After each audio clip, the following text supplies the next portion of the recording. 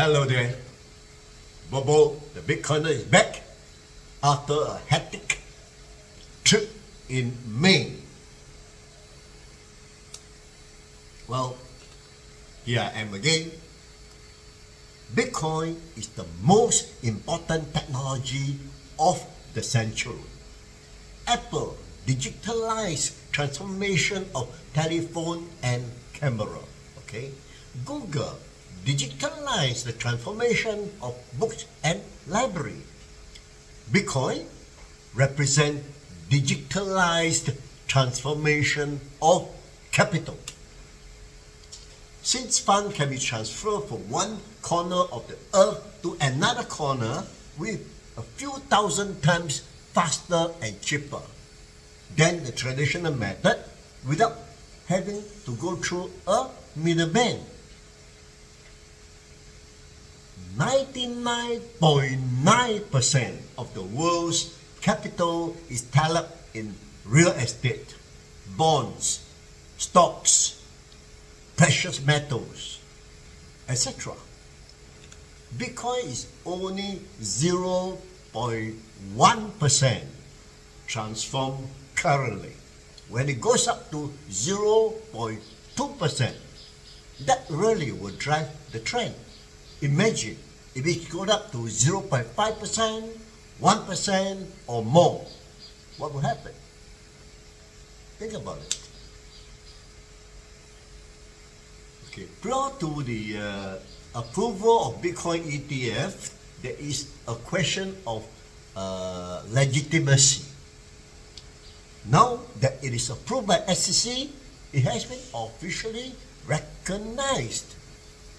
The key to being a superpower is to be a technology leader. The reason why US is the superpower in the 20th century was because it mastered the oil and steel and air power and atomic power and other form of technology like radio and electricity. So, in the 21st century, if you want to remain a superpower, you have to master the digital energy, which the US is still and currently a leader. Okay, Bitcoin,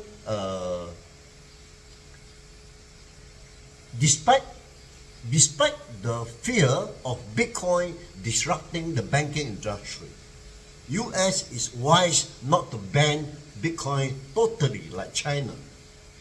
US is still exploring the potential angle of this technology, and there are still many developments in progress, and US want to be part of it. It is critical to the prosperity and power of the country. If there's no Bitcoin, US will be leveled up with a lot more debt. If there's no Bitcoin and with inflation so high, you need to be a net debtor. Just look at the other countries in the world and don't have Bitcoin, that don't have Bitcoin. You wonder how they get by, like all the Japanese conglomerates. What they do is they take on a large sum of debts and usually goes private with a huge amount of debts, like the LBO, leverage buyout.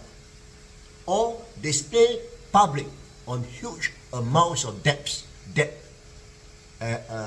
because in that way they are not carrying cash. That is losing purchasing power and on the balance sheet, and they level up to their equity. A very LBO type of candidates running on the very thin layer of equity and negative capital, working capital, it will be very stressful. All right, because you would be hoping you never had a bad quarter. Then, when you get a bad quarter, you default your debts, and you will end up like all the companies that went bankrupt in the last 20 years. They can't make their debt payment. They start to dismember. All right, and chop. They can't make the debt payment. The equity holders get wet-locked. Right, the creditors take over the company, and then they start to dismember it and chop it into pieces and sell the pieces. It would be pretty dark, unpleasant situation if we didn't have Bitcoin. They understand to kill this industry is a step backwards, and possibly one of the technologies that they could compete and overtake China in years to come. US cannot afford to lose this technological war. Donald Trump seems to recognize it and has now make it his campaign for the November election. Paul Tudor Jones, a hedge fund manager credited with sparking the institutional wave into Bitcoin, said the cryptocurrency technology could become an inflationary hedge. Another outsized fund manager, Stanley Druckenmiller, said Bitcoin technology is on its way to becoming a global reserve currency. Meanwhile, Twitter and Square CEO Jack Dorsey has long said Bitcoin will be the native currency of the internet technology.